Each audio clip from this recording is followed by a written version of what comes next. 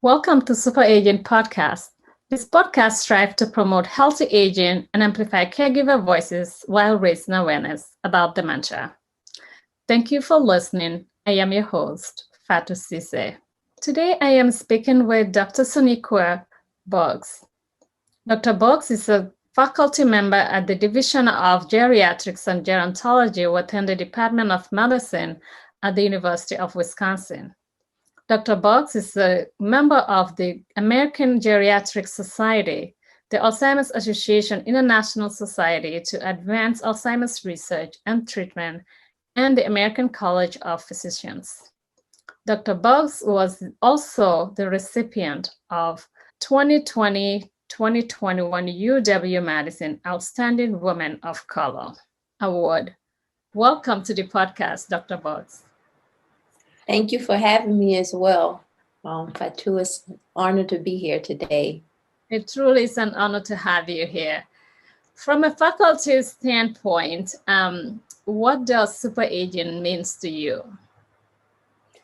From my standpoint, I would say super aging is, first of all, just having the ability to be considered a geriatric patient, which is typically individuals 60 years of age and older, but then also having the ability to age gracefully and just live your best quality of life and enjoy each day.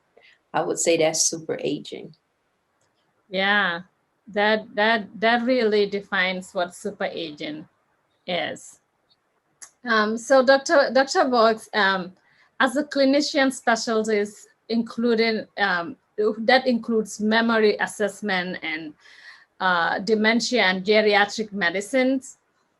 What inspired you to go into this career path? My inspirations came from a lot of my experiences, especially life experiences encountered with my grandmother. I had a pseudo grandmother that I lived with while I was in med school, which was beneficial, as well as my clinical encounters when I did my geriatrics, as well as hospice and palliative care rotations, in addition to all the knowledge I've gained since being in Wisconsin for my geriatric fellowship, taking the time to do an additional fellowship so I could get more research exposure. All of those experiences and my encounters is definitely in the memory clinic have fostered my interest in aging and dementia. Okay, that's great. So personal, but also your professional experiences. Mm-hmm. That's great. We know that older age can come with challenges, both in terms of physical health, mental health, and well-being. From your point of view, as a clinician and as a researcher, with healthy aging, what does that really mean to you? Healthy aging. Mm-hmm. And so with healthy aging, in my opinion, I would say because our bodies will change over time as we age, we move slower, things are not going to work as well. But just trying to make sure we have our numbers within those normal ranges as much as possible. And so that would mean keeping our blood pressure well controlled, cholesterol levels well controlled, through diet, exercise, blood sugar as well, just to reduce those risk factors, especially as we get older and wiser, but also more sensitive to those changes in our body, as well as the medications that's needed to control those different disease conditions. Great. Well, thank you very much for that. What types of changes in the mood, behavior, and abilities that comes with age are cause for concerns? And what are there some changes that we do need not to be concerned about? And so some of the normal changes I would start with to say that occur with aging is sometimes just moving slower, maybe sometimes taking longer to think of thoughts in conversation. But some of the more concerning changes is if these the changes with your thinking or your memory is starting to impact your day-to-day activities. like not being able to manage your checkbook or pay your bills on time, or having trouble just keeping up with medications. Those are some changes in aging that are more concerning and should be brought to a provider's attention.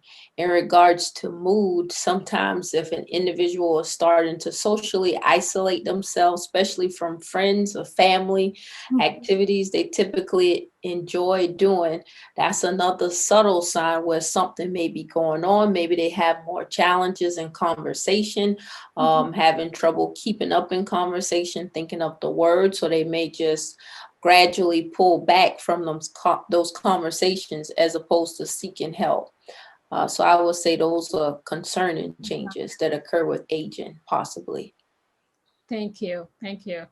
To help our listeners who may not be familiar with Alzheimer's or other dementias, can you give us the basic overview of what's happening in the brain when somebody develops Alzheimer's? And so just a basic overview of what happens when someone is developing Alzheimer's disease.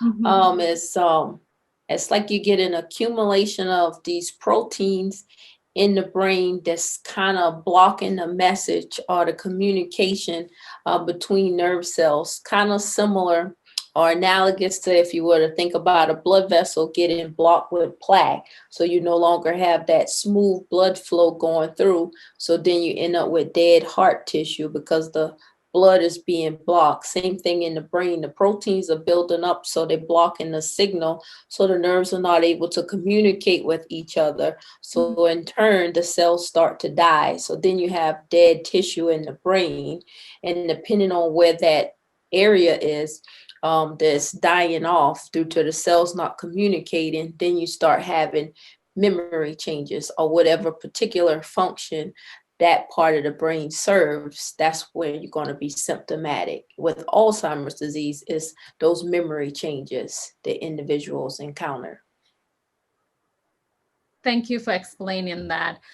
While we can't see what's happening or what's going into the brain, what type of changes in behavior will we see especially with someone with Alzheimer's? So in someone with Alzheimer's disease, dementia, memory is typically the most predominant symptom that they start experiencing. But as they progress in that disease process, some of the behavior changes that individuals have is they may become more agitated, could be frustrated, not being able to remember things that you used to know. Paranoia occurs in some individuals where they may think someone is trying to steal from them, could be family members or friends, when it's not actually occurring. Some individuals may start seeing things that are not necessarily there. In some of the more severe stages, you can have individuals who may become more aggressive or violent, just due to the changes that are occurring in their brain. Right. And then another safety concern is wandering. Some individuals, as they progress, start to wander, sometimes at night, feeling like they're just not in their own home. So they're trying to leave to get home. Right, right. Well, according to the Alzheimer's Association, older Black Americans or older Black people are about twice as likely and older Hispanic than white people to develop Alzheimer's. So, what has been your experience in the research study exploring these important discrepancies, that the prevalence of Alzheimer's among Black people or among people of color? And so with my research experience so far, especially the community outreach project that we're working on, one of the the big gaps that we're noticing is not a lot of diversity in our dementia studies to start with, but then also thinking about those risk factors like high blood pressure, high cholesterol, diabetes that increase your risk for Alzheimer's disease and other types of dementia. The most challenging thing is being able to get a better understanding of what's going on. And the only way we're able to do that is by increasing the amount of diversity we have in those studies to see where those differences are among different racial groups. Yeah, I think the key there is participation in research to be able to identify issues and get a diverse perspective on research of different individuals. Experts have identified the disease on Alzheimer's affects the blood cell.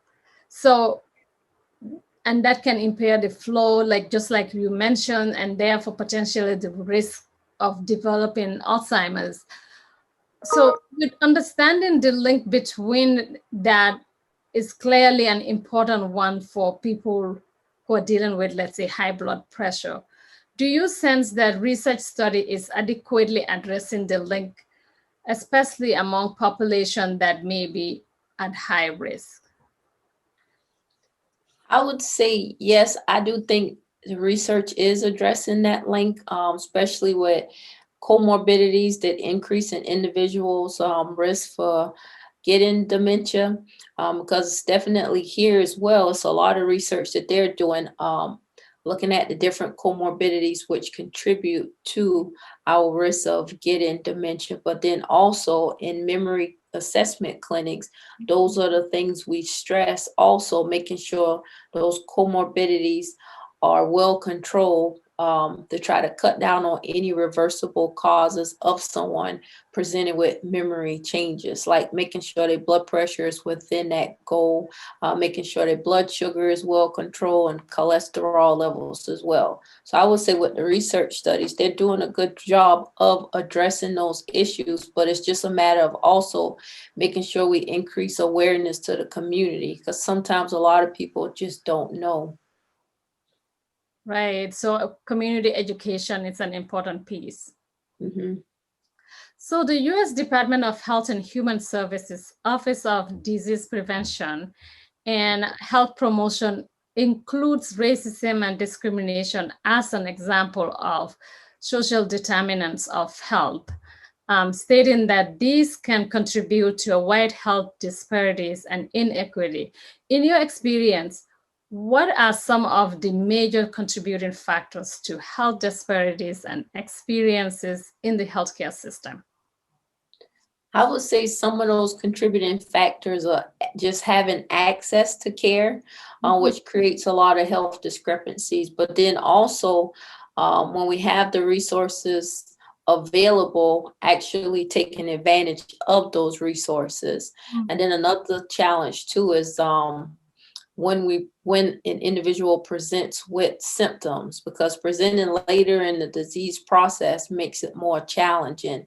Right. And sometimes there's a limited amount of treatment options available at that time. So early detection and seeking help sooner is definitely a way to go. Mm-hmm. Yeah, it is clear that the importance of research, includes participants from Black community are being disproportionately affected by healthcare condition, including Alzheimer's disease. However, when we look at the existing clinical trials for Alzheimer's disease, participants from Black communities represent less than 5% of the participants, while representing approximately 13% of the US population. In your experience and now in your research, what have you found is the major contributing factor to the underrepresentation of Black participants in clinical research? I would say in research, especially one of the topics we're working on now too with our community outreach is trust has been a huge factor, influencing participation, especially in Black or African American participants. But I mean, that's due to past experiences as well, traumas, fear, sometimes just misunderstanding, or some individuals just unwilling to participate in research studies. But I think trust is one of the bigger Definitely a big factors. one. Yes, I agree. I agree. What steps can researchers as well as advocacy groups take to promote research participation among Black communities? I think more importantly, building a sustainable relationship with the community, it takes more time, but establishing that relationship first and also providing a service to the community would help increase participation, but also create those sustainable relationships so more individuals are willing to participate in future studies. And then one common thing which I've been noticing through a lot of interactions with different individuals in the community is making sure also once that research is completed, we provide follow-up to the community and present the findings from our research studies. Because some individuals feel like we do the work and then just leave and don't follow up. Right. No, I agree. And I think that in a way will start to establish trust. So people know what is it that you're doing and getting back to them and saying, this is our finding and this is next step. I think that's crucial in partnership, if you will, that you will establish between research community and communities in general. Mm-hmm. Yeah. So switching from Alzheimer's research, the research of Alzheimer's to a more day-to-day care, what have you been encouraging for your patients to do to maintain physical and mental health during this COVID pandemic? I think just mainly making sure they stay well hydrated, continue to stay as active as you can while still being safe and as much as they can tolerate, and definitely trying to keep in touch with family, friends, just to maintain your overall wellness during these challenging times. So definitely staying connected and not being isolated. It's important in the process. And you mentioned hydration. Can you elaborate on the importance of staying hydrated? Staying well hydrated with water, because especially as we age more wisely, dehydration can increase your risk of confusion and memory changes also. So aiming for at least 6 to 8 glasses of water a day would be ideal, but at least getting 4 glasses a day. That is really important. Yeah. And again, people who are dealing with memory issues, one of those that this is one of the things that they couldn't remember to do and continue to hydrate themselves. So yeah, good point there. For our listeners who may perhaps feel have the feeling of comprehensively about returning to normal in this COVID pandemic, what message would you share with them today? I would say yes, we all looking forward to that normal phase, but it just may be a gradual process, and let's all just try to continue to stay as safe as we can throughout this gradual transition to a more normal phase. Yeah, yeah. Do you have any older adults in your life that fits the definition of like super agent? Who's a super ager? Yes, my grandmother is a super ager. Okay, that's And where a lot of my interest experiences came from. And I mean, she has some memory loss, but she still looks good. She's still independent in her day-to-day activities. She stays active, and most importantly, she just tries to maintain a positive, very positive outlook about life despite her circumstances. that's wonderful. And how old is he? She's 86. That's great. That's really inspiring. Mm-hmm. My final question to you, Dr. Bouges, is what do you do for self-care? That's a great question. Because I haven't been doing as well as I should Okay. with my self-care lately. But typically I try to exercise, eat a healthy diet, And most importantly for me, smiling a lot and just trying to do something that brings me joy regularly. Those are the things that help me maintain my self-care, and then just laughing a lot and just trying to make someone else's day. That is such a nice way of living a life and thinking about self-care, because when you said smiling, I'm a smiler too. And I didn't know that that's part of self-care. Like, I don't think about it as self-care. So now I can say, well, I do smile. So that's self-care. Thank you so very much for being with me. It's really a treat, an honor, and a privilege to have you with us today, Dr. Bouges. So thank you. No problem. Thanks for inviting me. Of course. Yeah. Stay in touch. Okay. Have a good day. You too. Bye. Bye.